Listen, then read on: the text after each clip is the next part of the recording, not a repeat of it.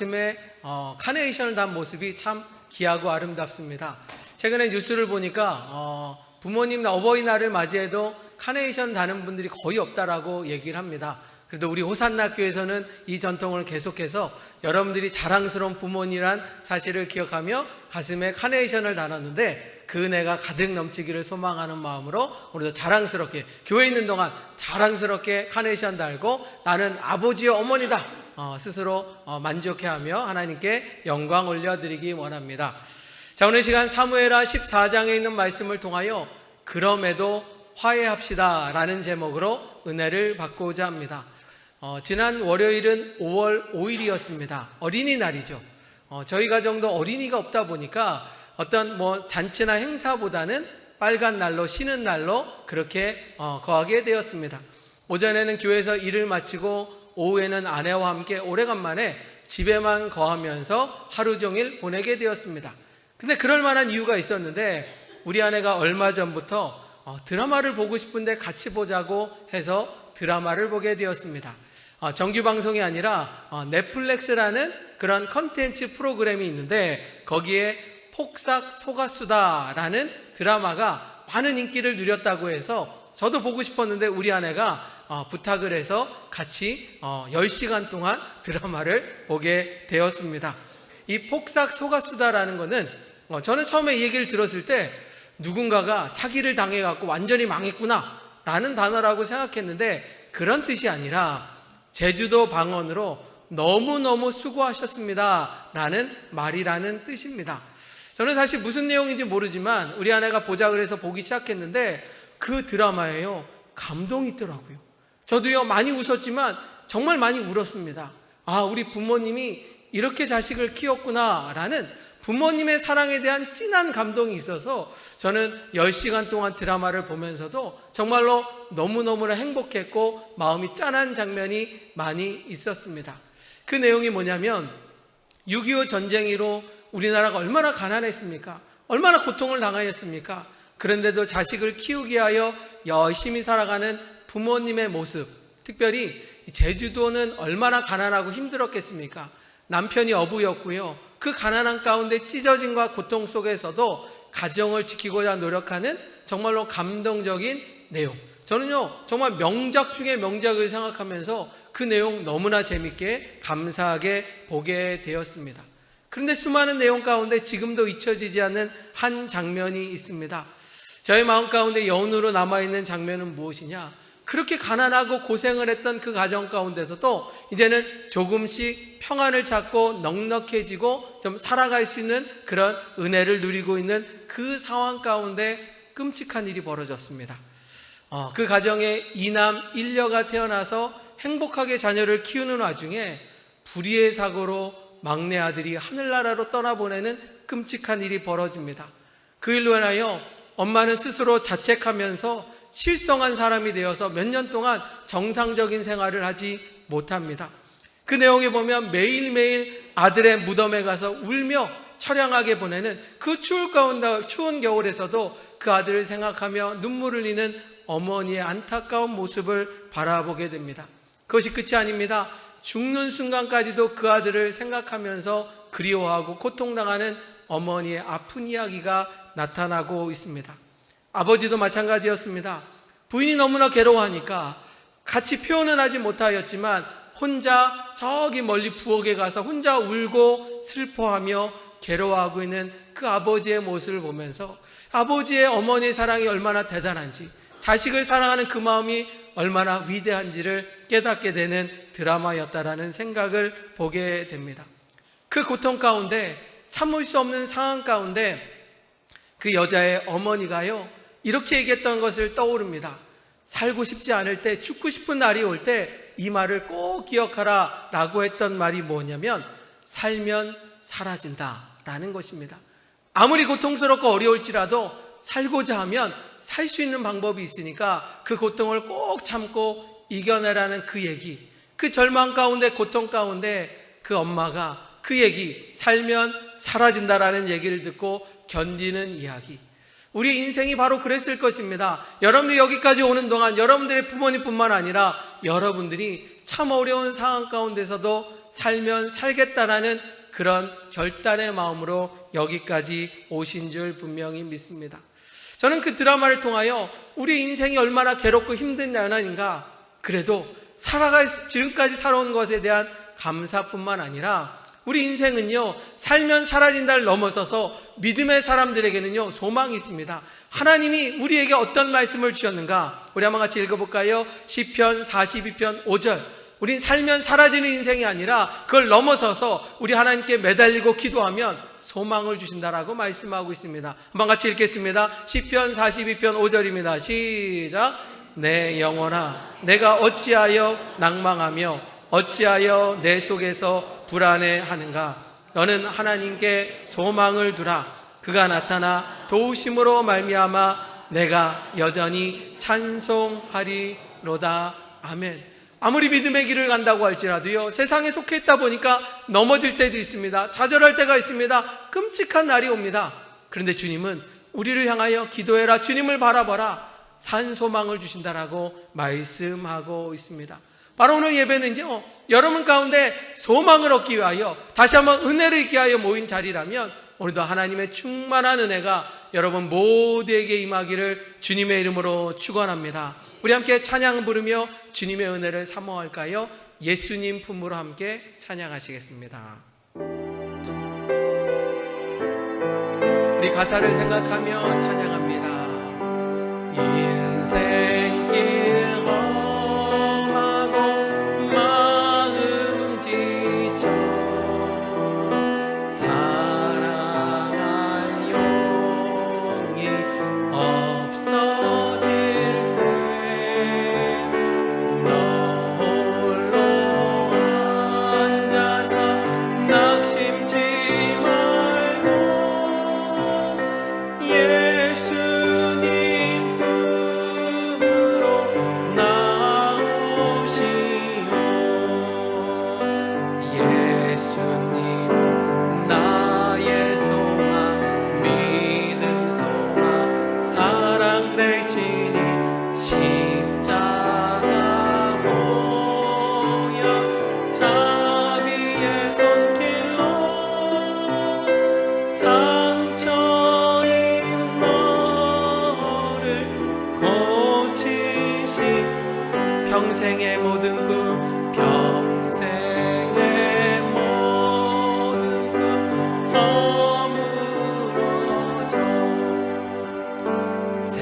세상의 친구 다 떠날 때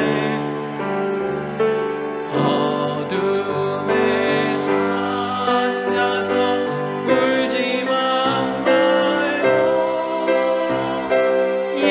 예수님 품으로 나오시오.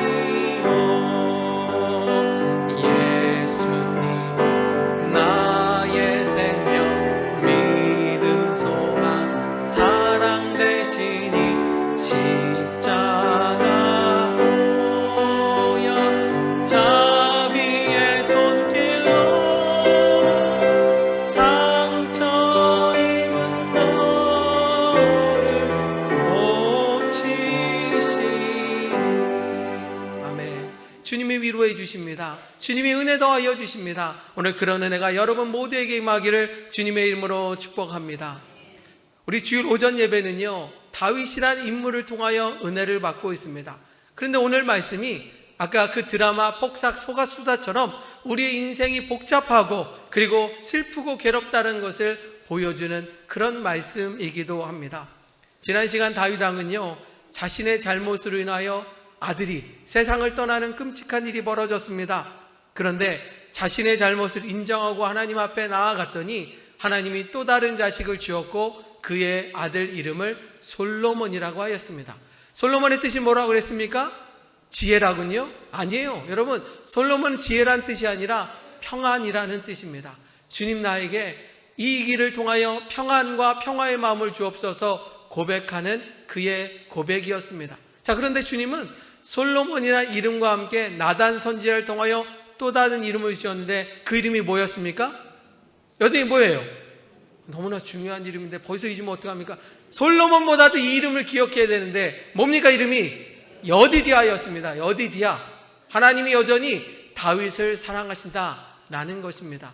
여러분들 기억해야 됩니다. 늘 마음 가운데 여디디아, 하나님이 나를 여전히 사랑하신다는 그 말씀 가운데 주님과 함께 동행하는 믿음의 성도가 되기를 주님의 이름으로 축복합니다. 주님은 다윗만 사랑하는 것이 아니라 하나님을 믿는 저와 여러분들에게 여디디아라고 말씀하고 있다는 것을 꼭 기억해야 될 줄 믿습니다. 그렇게 아픔의 시대도 은혜롭게 지나가고 있는 와중에 그 당시는요, 지금은 현대 시대는요, 일부 다처제가 금지된 시대였습니다. 하지만 과거에는요, 한시적으로 일부 다처제가 허락되었습니다. 왜냐하면 남자들이 전쟁에 나가서 많이 죽었습니다. 그러다 보니까 남자 여자 비율이 달라지면서 정말로 종족을 번식해야 되는 입장에서는 일부 다처제를 허용할 때도 있었습니다. 뿐만 아니라 왕처럼 큰 권력을 갖고 있는 사람은 많은 여성이 부인으로 있는 것이 하나의 권력이었고 그리하여 많은 부인을 얻는 경우도 있었습니다. 다윗도요, 왕이 되면서 여러 부인이 있었는데 성경에 의하면 7명의 부인이 있었고 학자들은 더 많았을 것이라고 추측하고 있습니다. 그렇게 다윗 왕이요 7명의 부인과 함께 자식을 낳았는데 성경에 기록된 이름은 21명이기도 합니다. 그리하여 여러분 알고 있는 큰아들 암논과 그리고 길르압과 셋째 아들 압살롬으로부터 많은 아들과 딸을 낳게 되었다, 성경은 말씀하고 있습니다. 자, 그런데 여러분 생각해 보세요. 같은 뱃속에서 태어난 자녀들도요 늘 화목합니까? 싸우지 않습니까? 그런데 같은 배가 아니라 배다른 엄마, 이복 형제여 가운데 서로 사랑할 수 있을까요? 하나 될 수 있을까요?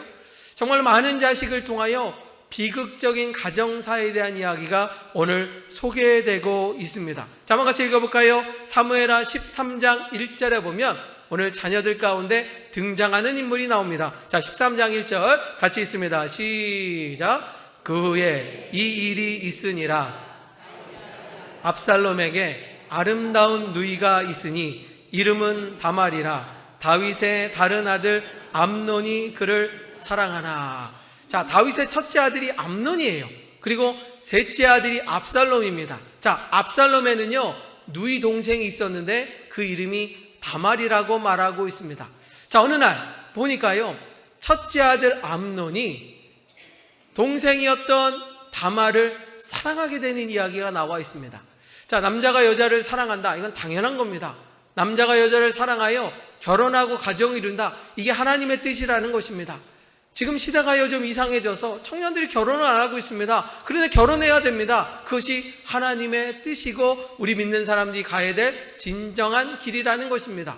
자, 그렇게 되었을 때 남자가 여자가 사랑하는 건 당연하고 맞는 일이지만 절대로 하지 말아야 될 것은 무엇이냐? 가족 간의 사랑은 말이 안 된다라는 것입니다. 지금 암논이 다말을 사랑한다, 맞는 얘기일 수도 있지만 형제지간이거든요. 가족이거든요. 절대로 일어날 수 없는 일임에도 불구하고 그의 마음을 다스리지 못하고 여전히 다말을 짝사랑하는 마음 가운데 성경은 뭐냐? 정말 상사병에 걸려서 누워있다라고 말할 정도로 다말을 그리워하고 있었습니다. 자, 그러자 그의 친구 한 명이 문병을 왔는데 성경에 보면 요나답이라고 하는데 성경은 그를 말하기를 간교한 자라고 말하고 있습니다. 그가요 이 암논에게 찾아와서 엉뚱한 얘기를 합니다. 너 다말을 사랑한다면 다말과 겁탈하고 다말을 성폭행할 수 있는 내가 이를 알려주겠다 라고 말하는데 뭐라고 말했느냐? 아버지 다윗을 문병 오게 하여서 아버지한테 얘기합니다. 나는 지금 과자를 먹고 싶은데 그 과자를 다말이 잘 만들고 있으니까 다말이 과자를 만들어서 나에게 주면 내 병이 금세 나을 것 같습니다. 그렇게 청하라는 겁니다. 실제로 그러니까 아버지도 영문을 모르고 다말을 통하여 오빠에게 과자를 주라고 했을 때 다말이 그 침상에 왔을 때 힘으로 제압하여 겁탈하고 있는 장면이 성경 가운데 나와 있습니다. 말도 안 되는 일이 벌어집니다. 있어서는 안 될 일이 벌어집니다. 그런데 성경은 읽다 보면 더 열받고 속상한 것은 그 다음 이야기입니다. 그렇게 다말을 짝사랑하여 겁탈하였던 암논이요, 그러고 나서 마음이 180도로 바뀝니다. 다말을 미워하기 시작합니다. 더하니 싫어하여 그에게 더욱더 못된 짓을 하기 시작하는 그런 이야기가 나오고 있습니다. 심리학자가 말하면요, 이것을 뭐라 하느냐, 자기애성 성격 장애다, 가진 자다 라고 말하여 그가 어떤 욕망에 의해서 목적을 취하고 하고 나면 그 뒤로 허탈감과 수치감으로 인하여 그리워하는 것이 아니라 미워하는 마음으로 변해가는 그런 마음이라고 하였고, 암논이 그런 마음이었습니다. 그렇게 짝사랑하다가 정말 겁탈하고 나니까 다말을 멸시하고 미워하는 이야기가 담겨져 있습니다. 다말은 집안에서 울고 있습니다. 억울해서 속상해서 울고 있습니다. 그렇게 슬퍼하고 울고 있을 때 그의 친오빠였던 셋째 아들 압살롬이 그 얘기를 들으니 화가 나기 시작합니다. 내 동생이 이런 말된 일을 당하게 되고 이렇게 슬퍼하는데 내가 가만히 있을까? 여러분, 가족 중에 어려움을 당한다면 가만히 있을 수 있겠습니까? 아니, 가족으로서 해야 될 일을 하는 게 정상입니다. 압살롬이 화를 냈다, 이건 당연할 것입니다. 그런데 문제는 그의 감정을 다스리지 못하여 결국 어디까지 갔는가? 바로 첫째 형이었던 암논을 무지막지하게 살해하고 죽이는 끔찍한 이야기가 벌어집니다. 형제간의 살인사건이 벌어집니다. 다윗 가운데 어려운 일이 벌어지는 안타까운 일이 벌어지게 되었습니다. 사랑하는 성도 여러분, 오늘 성경을 자세히 읽어보면요, 정말 원인을 제공했던 암논도 큰 징계를 받아야 됩니다. 살인자였던 압살롬도 그렇습니다. 아니, 그런 모든 가정상 가운데 방치하였던 다윗도 책임을 물어야 될 것입니다. 자, 그렇다면 이 세 명 가운데 누가 가장 큰 죄를 저질렀습니까? 이 세 명 가운데 누가 더 큰 징계를 받아야 됩니까? 만약 강간한 암논이 징계를 받아야 된다라고 선택했다면 바로 원인 제공자이기 때문에 그럴 수 있습니다. 아까 얘기했죠. 남녀간의 사랑은 당연한 거고 서로 사랑해야 되는 것이 그것이 하나님의 뜻이라고 하였습니다. 그런데 절대로 사랑하면 안 될 거라면, 형제를 사랑한다면 자중할 줄 알아야죠. 자제할 줄 알아야죠. 세상에 많은 여자가 있는데 왜 그렇게 하면서 감정을 다루지 못하여 범죄를 저질렀다면 암논은 당연히 징계를 받아 마땅한 잘못을 저질렀다 말할 수 있습니다. 두 번째로 압살롬이 더 큰 징계를 받아야 된다, 이것도 맞는 이야기일 것입니다. 누이가 고통스러울 때 가만히 있으면 더 나쁜 놈이죠. 누이가 고통스러울 때 뭔가 행동을 취하는 것, 그것은 바로 가족이 해야 될 일인 것은 맞을 것입니다. 그런데 아무리 분노한다고, 아무리 화가 난다고 사람을 찔러 죽인다는 것은 살인자는 도저히 용납할 수 없는 일이었고, 그리하여 이 압살롬은 정말 살인자가 되었고 멀리 도망자가 되는 끔찍한 일이 벌어지게 되었습니다. 저는 성경 말씀을 읽으면서 암논도 압살롬도 큰 잘못을 저질렀지만, 그런데 정말로 아버지였던 다윗이 더 큰 죄를 지지 않았을까라고 생각해 보기 시작합니다. 성경에 보면요, 이런 끔찍한 일이 벌어졌을 때 아버지도 속상하여 화를 냈다라고 말하고 있습니다. 그런데 문제는요, 화낸 걸로 끝내요. 첫째 아들 암논에 대하여 징계를 내거나, 그리고 정말로 가족회의를 하여서 정말로 어떤 징계와 확실한 것을 훈육을 했다면요, 이런 일이 안 벌어졌을지도 모릅니다. 그런데 아버지는 바쁘다는 이유로 방관했을 거고요, 아무것도 하지 않았기 때문에 결국 무엇이냐, 형제간의 다툼이 살인으로 일어나는 끔찍한 일이 벌어지고 말았다라는 것입니다. 모두가 상처받고 모두가 속상해하는 그런 일이 벌어지고 말았습니다. 셋째 아들 압살롬은요, 아버지 다윗이 무서워서 멀리 도망치게 되었고, 성경에 보면 3년이라는 세월이 지나게 되었습니다. 자, 3년이 되었을 때 어느 날 달빛을 보면서 다윗이 이렇게 그리워합니다. 내 사랑하는 압살롬이 보고 싶구나. 잘생긴 압살롬 다시 한번 보고 싶구나. 이게 부모 마음 아니겠습니까? 아무리 정말 배웅망덕한 자식일지라도 부모 마음 가운데서는 다 용서해주고 감싸주고 싶은 것이 부모 마음일 것이고, 다윗도 시간이 지나면서 압살롬을 그리워하기 시작합니다. 그런 다윗의 모습을 충성하였던 장군이었는데 요압이란 장군이 들었습니다. 그리고 여러 가지 일을 꾸면서 정말 압살롬이 왕궁으로 돌아올 수 있도록 그렇게 하였고요, 다윗 왕도요, 압살롬이 왕궁으로 돌아온 것을 허락하게 됩니다. 용서하게 됩니다. 그리고 그리워하는 아들을 보고 싶은 마음이 맞을 것입니다. 자, 성경은 압살롬이 돌아왔을 때 아버지 다윗이 어떻게 행동했는지 말하고 있는데, 이 다윗의 행동이 올바른 것인지 아니면 잘못된 것인지 여러분 한번 스스로 판단해 보시기 바랍니다. 자, 우리 사무엘하 14장 23절과 24절 읽어보시면서 여러분들이 아비된 마음으로 볼 때 잘한 건지 못한 건지 한번 판단하시기 바랍니다. 같이 있습니다. 시작. 요압이 일어나 가서 압살롬을 데리고 예루살렘으로 오니 왕이 이르되 그를 그의 집으로 물러가게 하여 내 얼굴을 볼 수 없게 하라 하매 압살롬이 자기 집으로 돌아가고 왕의 얼굴을 보지 못하리라. 아멘. 자, 장군 요압이요, 셋째 아들 압살롬을 데리고 왔습니다. 자신의 의지가 아니라 다윗의 의중을 알았고 다윗이 허락해서 데려왔거든요. 자, 그러면 아버지 다윗은요, 압살롬을 용서했다는 거예요? 미워한다는 얘기예요? 용서했다는 얘기예요. 용서했으니까 왕궁으로 오게 하지 않았습니까? 자, 그렇다면 3년 만에 압살롬이 왔을 때 안아줘야 되지 않을까요? 용서해줬다고 말해줘야 되지 않을까요?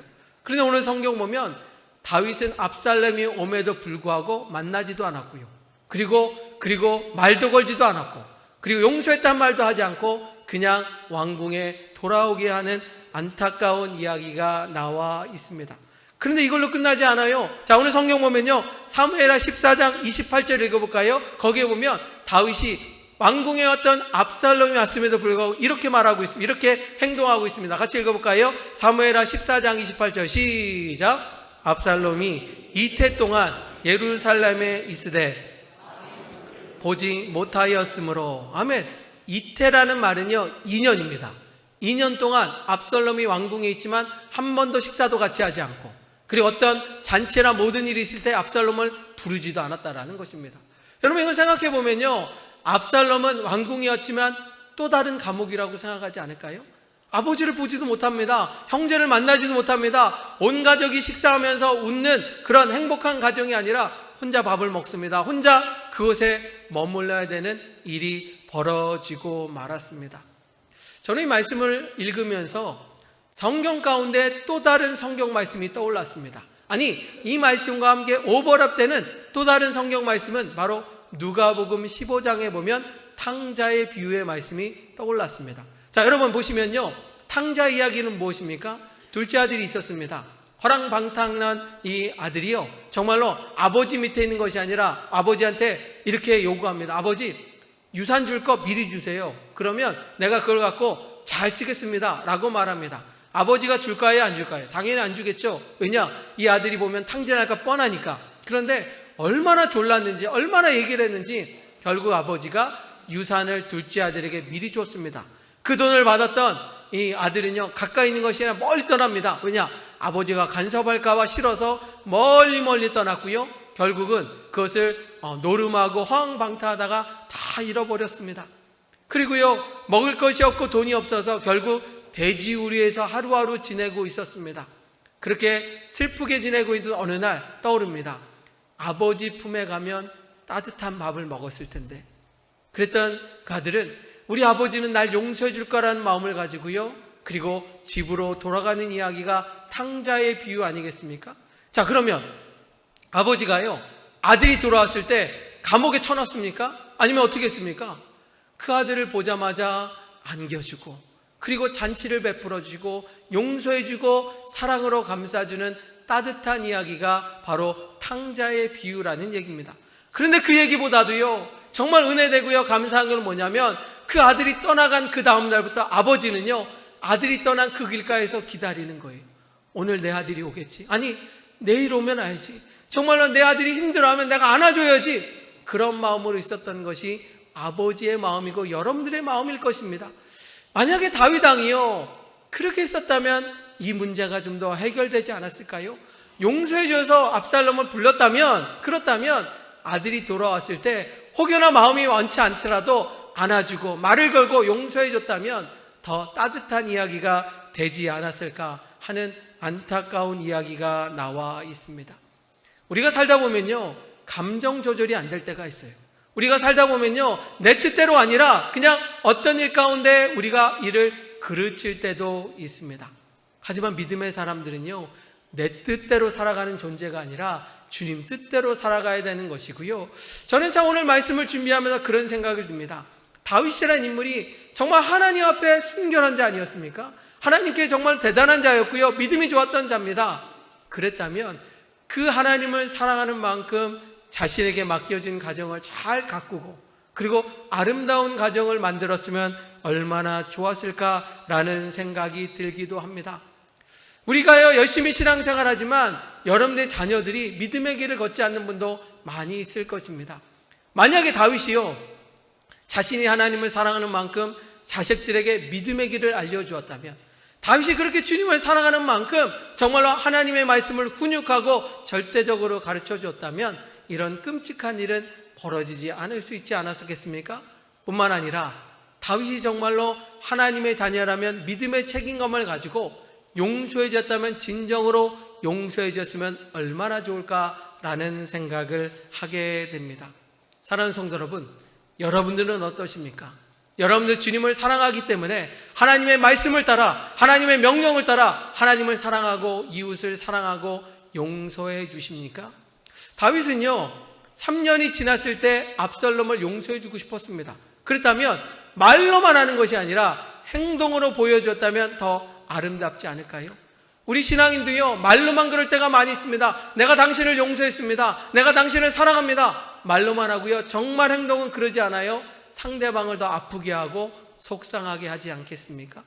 만약에 다윗이요 섭섭한 마음도 있고요 안타까운 마음도 있고 아직까지 완전히 마음이 풀어지지 않을지라도요 그래도 압살롬을 사랑으로 감싸주었다면 다음 시간에 더 끔찍한 이야기는 없었을 것입니다. 오늘보다도 더 끔찍한 이야기가 다음 주에 나오는데 그건 전적으로 다윗이 마음을 열지 않아서 벌어지는 끔찍한 이야기가 다음 주에 또 소개되고 있습니다. 인종차별이 심했던 미국에서 벌어졌던 일이라고 합니다. 미국 신사가요 자기 집 정원에서 맥주를 마시면서 한가롭게 너늘고 있을 때 그때 한 지나가는 남루한 사람, 정말로 몹시 피곤해 보이는 인디언이요 그 길을 지나가면서 너무 목이 말라서 염치를 불구하고 정말로 그 백인에게 부탁을 합니다. 혹시나 너무나 배가 고픈데 남은 빵을 좀 주시면 안 되겠습니까? 이미 신사는 배가 불러서 더 이상 먹지 않는 빵이었습니다. 줄 수 있었지만 그는 말합니다. 나는 너 같은 사람에게 빵 줄 수 없다고 그렇게 말합니다. 그러니까 애걸하면서 한번 또 이야기합니다. 너무 배고프지만 목이 마르니 당신이 먹었던 맥주 한 모금을 좀 먹을 수는 없겠습니까? 정중히 부탁했지만 또 이야기합니다. 나는 개는 주지 너 같은 인디언은 안 줄 것이다 라고 말했습니다. 얼마나 속상했겠습니까? 그런데 너무나 목말랐던 이 사람은 한 번 더 요구합니다. 빵도 맥주도 줄 수 없다 그러면 물 한 모금이라 주시면 너무나 고맙겠습니다 라고 할 때 그 신사는요 더 매몰차게 그를 내쫓으면서 욕을 하고 보냈다라는 것입니다. 2달이 지났습니다. 이 젊은 신사가요 미국 신사가요 어느 날 기회가 돼서 사냥을 하러 갑니다. 그리고 깊은 산중에 사냥개와 함께 정말로 사냥하는 와중에 그만 사냥개가 뭔 일이 벌어지는지 도망치고 멀리 떠나버렸습니다. 혼자 남았습니다. 점점 어두컴컴합니다. 길을 찾아야 하는데 길을 찾을 수가 없습니다. 그래서 껌껌한 와중에 죽음의 위협과 고통의 순간에 있을 때 누군가가 그 사람을 건져주었다라는 것입니다. 무서워서 떨고 있을 때 짐승이 자기를 잡아먹을 수 있는 그 상황 가운데 누군가 자신을 구해주었고 집으로 안내하였고 저녁 식사와 함께 그를 따뜻하게 돌봐주었다라는 것입니다. 너무 맛있게 먹고 고마운 가운데 먹고 나서 고개를 딱 들은 순간 깜짝 놀랐습니다. 2달 전에 자신이 매몰차게 되었던 바로 그 인디언이 자기를 살려주었고 구해주었다라는 것입니다. 그럴 때 미국 신사가 인디언에게 너무 고맙습니다 말할 때 그가 말합니다. 내가 당신처럼 똑같이 해줬다면 당신은 아마 짐승에 물려 죽었을 것입니다. 그래 나는 당신처럼 하는 것이 아니라 나는 용서해주고 사랑해주고 당신이 누구인지를 알았기 때문에 일부러 구출해주고 환대했다라는 것입니다. 당신도 세상을 살면서 그런 아름다운 삶을 살기를 부탁드립니다 하고 정중하게 말했다라는 것입니다. 사랑하는 성도 여러분, 우리가 믿음의 길을 걷고요 하나님의 뜻을 산다고 바르고 착하게 산다고 하면서도 우리는 하나님 앞에는 잘할지 모르지만 세상 사람 가운데, 이웃 가운데 잘하고 계십니까? 주님이 원하는 것은요, 하나님을 사랑하는 만큼 내 형제를 사랑하고 이웃을 사랑하고 그리고 가정을 아름답게 돌보라는 것도 하나님 주신 명령이라는 사실을 기억해야 될 줄 분명히 믿습니다.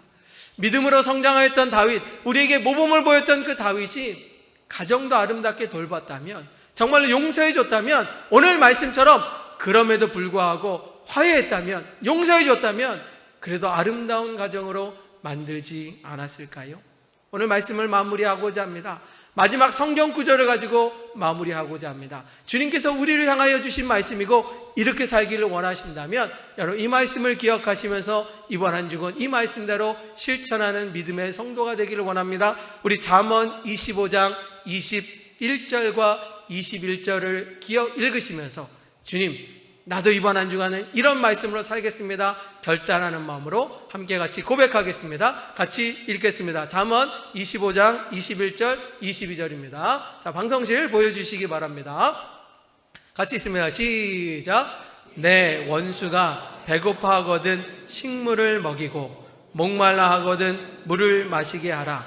그리하는 것은 핀 숯을 그의 머리에 놓는 것과 일반이요 여호와께서는 내게 갚아 주시리라. 아멘. 원수를 사랑하는 거 너무나 어렵습니다. 원수를 사랑하는 거, 용납하는 거, 화해하는 거 진짜 어렵습니다. 그런데 주님은 하나님의 자녀라면 그 길을 걸어야 된다라고 말씀하고 있습니다. 그 길이 얼마나 힘든 건지 어려운지 주님 뭐라고 말하느냐? 너희를 축복하신다. 너의 모든 것을 갚아주신다. 주님이 그렇게 하면 주님 복 주신다고 말하지 않았습니까? 오늘 성경 구절은요, 개역 개정이에요. 그런데 저는 이 구절은요, 개역 한글이 더 좋아요. 왜냐? 뭐라고 말하느냐? 너희들이 원수를 사랑하고 그리고 원수에게 먹을 것을 주면 내가 너에게 상을 주시리라 라고 말씀하고 있습니다. 그것이 하나님의 은혜라는 것입니다. 내가 정말로 남을 미워하는데 용서해 주고요, 정말 원수를 싫어하는데 사랑으로 감사하는 거 어렵습니다. 그런데 실천하십시오. 그것이 하나님이 원하시는 방법이고 그렇게 하는 자에게 상 주신다라고 말씀하여 주었습니다. 이 세상이 얼마나 어렵습니까? 우리 장로님 기도한 것처럼 정말로 나라가 혼란스럽고요, 정말 정치인들이 싸우는 거 보면 애들 장난하는 것보다 못하는 것처럼 너무나 어지러운 세상입니다. 그런데 서로 사랑했다면, 서로 양보했다면 이런 문제가 분명히 없었을 것입니다.